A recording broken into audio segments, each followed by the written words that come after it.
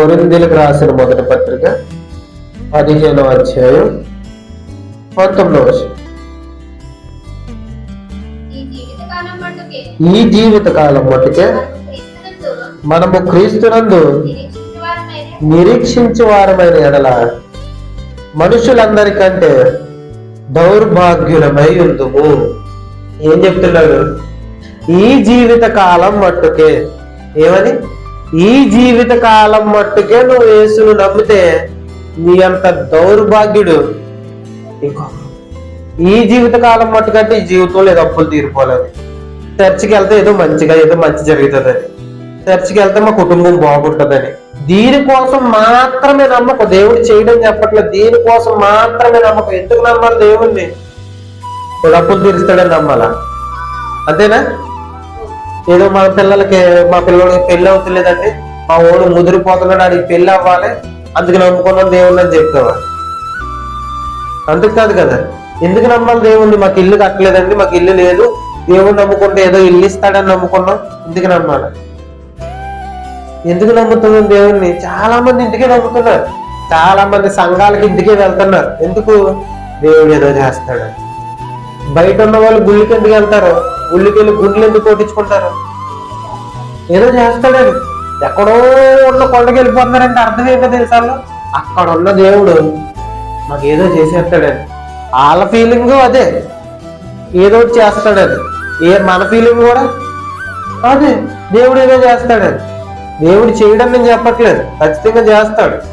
ఏదో చేస్తాడు. దేవుడిని మనం అవసరాలకు వాడుకునే బ్యాచ్ అయిపోయింది. అవునా కదా? ఎందుకు నమ్మాలో కూడా తెలియట్లేదు. ఇప్పుడు దేవుడు ఇల్లు ఇచ్చేసాడండి, దేవుడు ఇల్లు ఇచ్చేసాడు, నీ అప్పులు తీర్చేసాడు, మంచి డబ్బు ఇచ్చేసాడు. నువ్వు మారలేదు, నువ్వు మారు మనసు పొందలేదు, నీకు ఇల్లు మాత్రం ఉంది.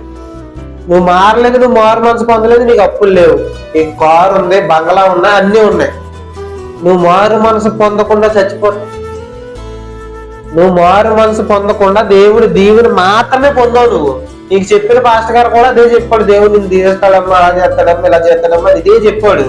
నువ్వు అదే విశ్వసించావు, అందుకే నమ్మావు దేవుణ్ణి. చచ్చిపోతే నువ్వు ఎక్కడికి వెళ్తావు? మారు మనసు పొందలేదు.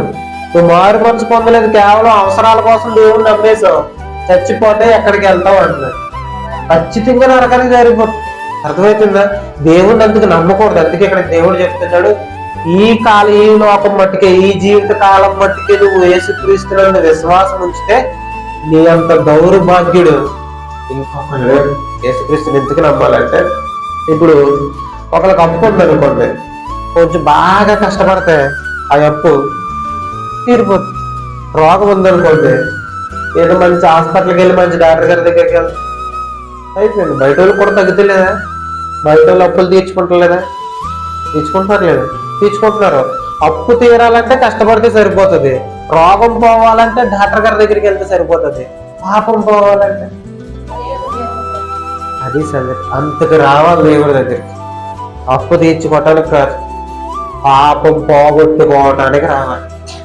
ఆస్తులు పొందుకోవటానికి, ఇల్లులు కట్టుకోవడానికి కాదు రావాల్సింది దేవుడి దగ్గరికి. ఎందుకు రావాలి? ఈ పాపం పోగొట్టుకోవటానికి రావాలి. పాపం పోతే నువ్వు ఎక్కడికి వెళ్తావు? ఈ లోకంలో నీకు ఇల్లు లేకపోవచ్చు, పరలోకంలో నీకు బంగారు గదుల్లో బంగారు రోడ్ల మధ్య తిప్పేస్తాడు దేవుడు. దేవుడు ఆలోచన ఏమో అది, మన ఆలోచన ఏమో ఈ లోకం చుట్టూరానే తిరుగుతుంటది మన ఆలోచన అంతా. అర్థమవుతుందా? దేవుడు మనకి చెప్తున్నాడు, ఈ ఆలోచనలన్నీ మార్చుకొని నువ్వేం చెయ్యాలి? మారు మనసు పొందు, నీ మనసు మార్చుకో.